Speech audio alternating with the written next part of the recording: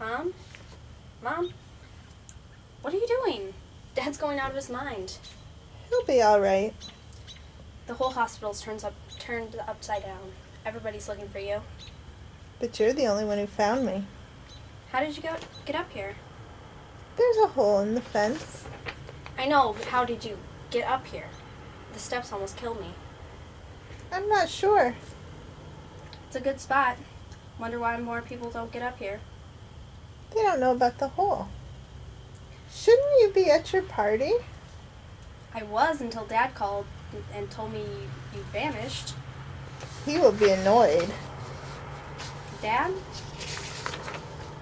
No, what's his name? You know his name. Do I? What is it again? Gordon? Gourmand? Garin. That's right, Garin. Sounds like some kind of rash. Oh no, I've got a nasty case of Garin on my arse. Mom, he's my husband. More fool you.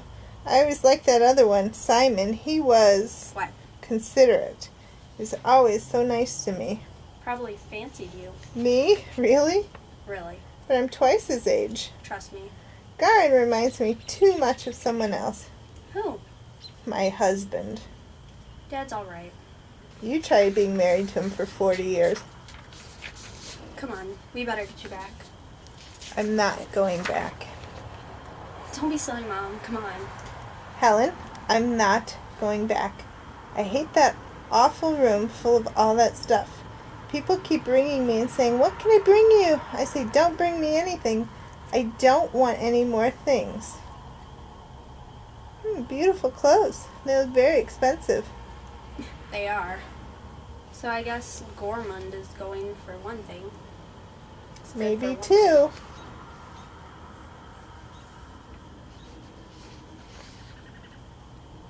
How did you work it out where I was? It wasn't hard. New Year's Eve. Where else would you be? My chair, my view. Surprised you remembered where it was. Come on, Mom. It hasn't been that long. 5 years. 5? Really? I still remember when you first brought me here. I was 8 years old. Long time ago. 20 years. I remember it like yesterday. We got here just as the sun was going down. My little legs got tired, so you had to carry me up the last 50 steps. And I kept asking, "What is it, Mom? Why are we here?" And you just smiled and said, "We're going to my chair, the best view in the city."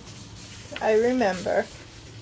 And I kept asking, "But what are we going to see?" And you wouldn't answer.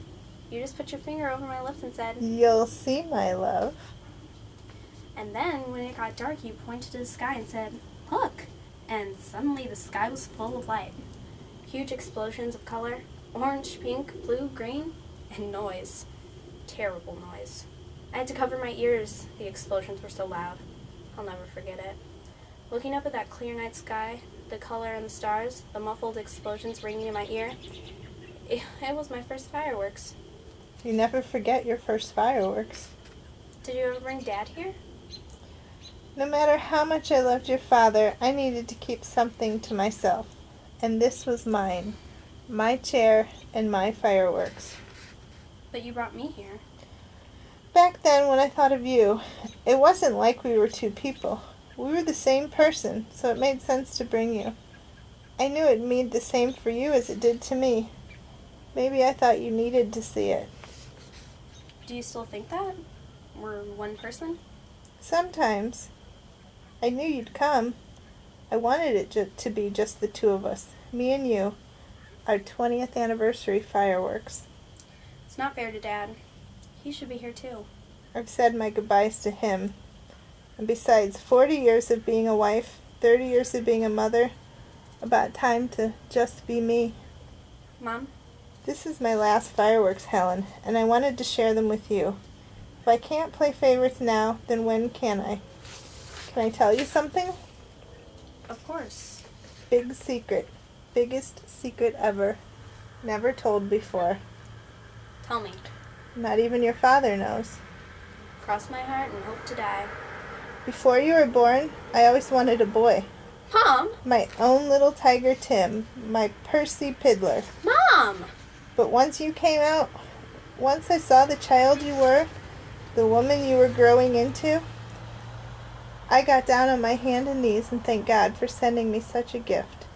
I've been so lucky to have you as a daughter.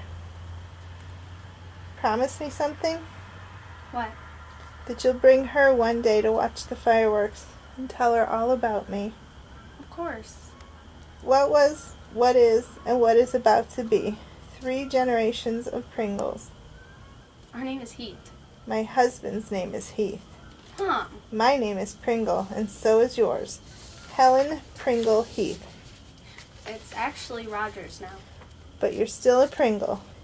You're continuing in a long line of proud, strong Pringle women. I remember when we almost lost you, about a month before you were due. Don't remind me. I still get goosebumps. I woke up in the middle of the night, blood everywhere. Neil rushed me to the hospital. I was hemorrhaging. Seemed you were just too big for me to keep inside. They thought they were going to lose you, and me. Had to get you out right away. Christ. And they did. Lucky for me. Your father sat beside my bed all night, holding my hand. I think that's why I made it through the night. Hung in so long.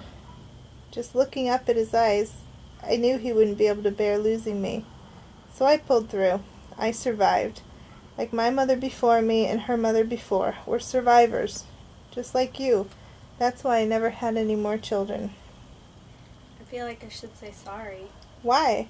We already had the most wonderful child you could hope for. A beautiful baby girl. How could we begrudge God that? Don't be sad, my daughter. I've had a good life. People who've loved me, a husband who's worshipped me, a daughter. I had a home. I had a family. I'm going to miss you. And I'm going to miss you.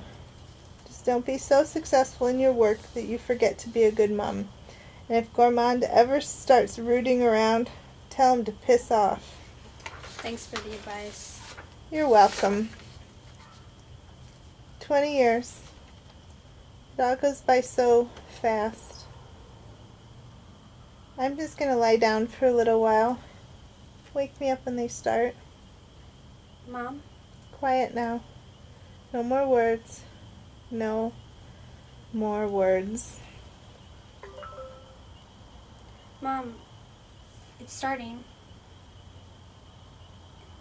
It's starting.